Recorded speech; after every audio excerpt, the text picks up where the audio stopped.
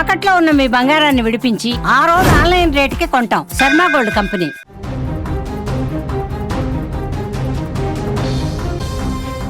ముగ్గురు అక్క చెల్లెమ్మల అంత్యక్రియలు ముగిశాయి. ఆ ముగ్గురు ఆడపిల్లలు ఉన్నత విద్యను అభ్యసిస్తూ ఉన్నారు. కొద్ది రోజులైతే ఆ తల్లిదండ్రులను కూర్చోబెట్టి చూసుకునేవాడు. ఆడపిల్లలు కడుపులోనే చంపేస్తున్న ఈ రోజుల్లో ఆ ముగ్గురు ఆడపిల్లల్ని పెంచి పెద్ద చేసి చదివించి చేతికొచ్చే టైంకి ముగ్గురు కూడా దూరం కావటం ఆ తల్లిదండ్రులకు ఎంత కడుపు చెప్పండి. ముగ్గురు కలిసి ఒకేసారి ఈ లోకాన్ని వదిలి వెళ్ళిపోవటం నిజంగా జీర్ణించుకోలేనటువంటి విషయం.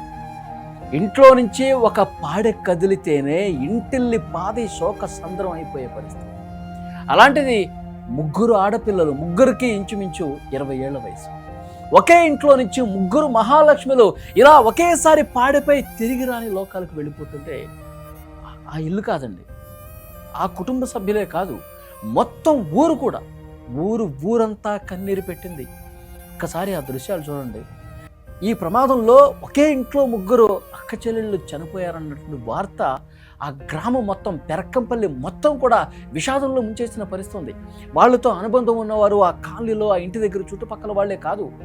ఎందుకంటే ఈ చేవేళ్ల రోడ్డు ప్రమాదం, కంకర టిప్పర్ వచ్చి ఆర్టీసీ బస్సును ఢీ కొట్టింది. ఇందులో మన ఊరు వాళ్ళు, ఒకే కుటుంబానికి సంబంధించిన వాళ్ళు, ఎల్లయ్య గౌడ్ పిల్లలు, ముగ్గురు అమ్మాయిలు కంకర కింద సమాధి అయిపోయి చనిపోయారని వార్త ఎప్పుడైతే బయటకు వచ్చిందో షాక్ అయిపోయారండి. ఆ ఊరు మొత్తం కన్నీళ్ళు, ఆ కుటుంబ సభ్యులతో పాటు ఊరు మొత్తం కూడా ఏడ్చినటువంటి పరిస్థితి. అంతిమయాత్ర జరిగేటప్పుడు, తీసుకెళ్లేటప్పుడు అంతకు ముందు అక్కడ ఏడవని మహిళ అంటూ ఎవరు లేరండి. కుటుంబ సభ్యులు తీవ్రంగా రోధించినటువంటి పరిస్థితి. అక్కడ ఉన్నటువంటి ఆ దృశ్యాలు, ఆ ఫోటోలు అందరినీ కూడా గుండెను బరివెక్కించినటువంటి పరిస్థితి. అందరినీ కదిలించేస్తున్నాయి అక్కడ దృశ్యాలు. మీరు ఏ లోకంలో ఉన్నా మీ ఆత్మ శాంతించాలని కోరుకుంటున్నాను తల్లులు అంటూ ఆ ఊరంతా కూడా జనం తుది వీడ్కోలు పలికారండి. రోడ్డు పొడవున ఆ ముగ్గురు మహాలక్ష్ముల కోసం దారి పొడవున జనం నిలబడి ఏ విధంగా కన్నీటి వీడ్కోలు పలుకుతున్నారు చూడండి. ఆ తల్లి కూర్చొని ఏడుస్తుంది. ఆ దేవుడు నన్నైనా తీసుకెళ్లాల్సింది కదా, నా పిల్లల్ని ఎందుకు తీసుకెళ్ళాడని చెప్పి ఆ తల్లి నిజంగా ఏడుస్తుంటే, తమ్ముడు ఉన్నాడండి, ఒక చిన్న తమ్ముడు ఉన్నాడు ఆ ముగ్గురు అక్క చెల్లెళ్ళకి. అతను కూడా ఏడుపు ఆపుకోలేకపోతా ఉన్నాడు. అమ్మా ఏడవకు, అమ్మా ఏడవకు అని చెప్పి అతను కూడా ఏడుస్తుంటే నిజంగా ఆ దృశ్యం చూసిన వాళ్ళు, ఆ ఊరి జనం అంతా కూడా బోరున విలపించారండి. అంత బాధాకరం. ఇంట్లో ఉన్న ముగ్గురు పిల్లలు ఎప్పుడు సెలవులు వచ్చినా సరే ఇంటికి వస్తారండి.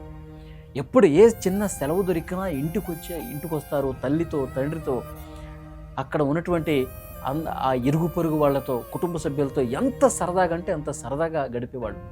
వాళ్ళ అమ్మను ఆట పట్టేయటం, తండ్రితో సరదాగా మాట్లాడటం, ఇవన్నీ కూడా గతం తాలూకు జ్ఞాపకాలన్నీ నెమరు వేసుకుంటూ, ఎందుకు బిడ్డ మమ్మల్ని ఇంత అన్యాయం చేసి వెళ్ళిపోతున్నావు అని చెప్పి వాళ్ళు ఏడుస్తుంటే నిజంగా ఆ దృశ్యాలు నేను చూశాను.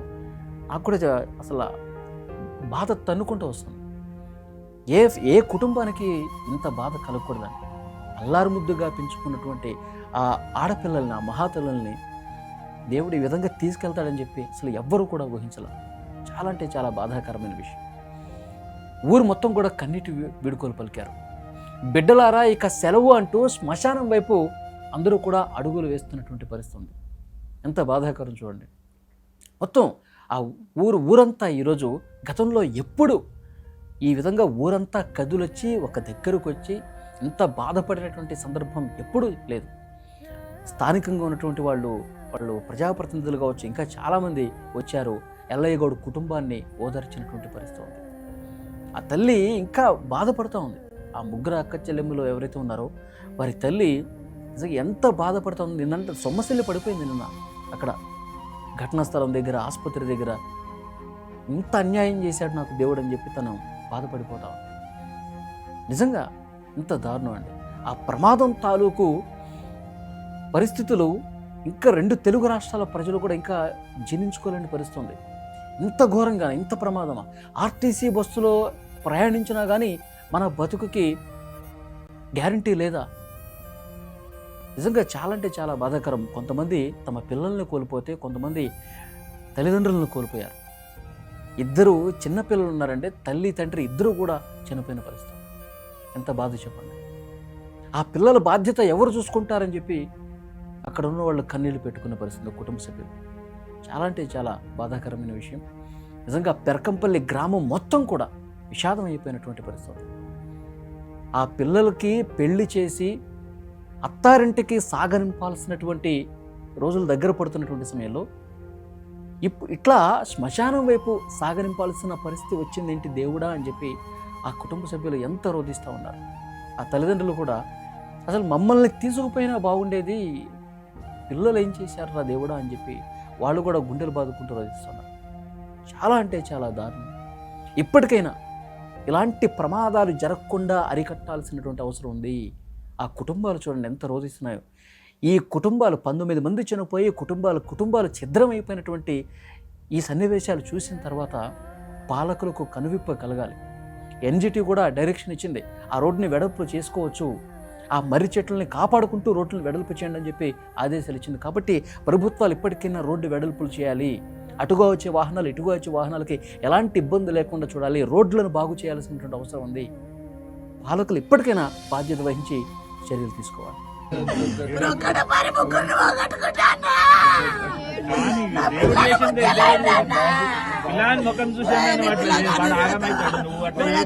అంటా ఉంటే అన్నా నన్ను తీసుకుపోయి వాడు పెట్టింటే వాడు చూసుకుంటుంటే అన్నా నేనెన్ని పూజలు చేశానా, నా పిల్లలు చక్క కన్నా పూజలే చేసిన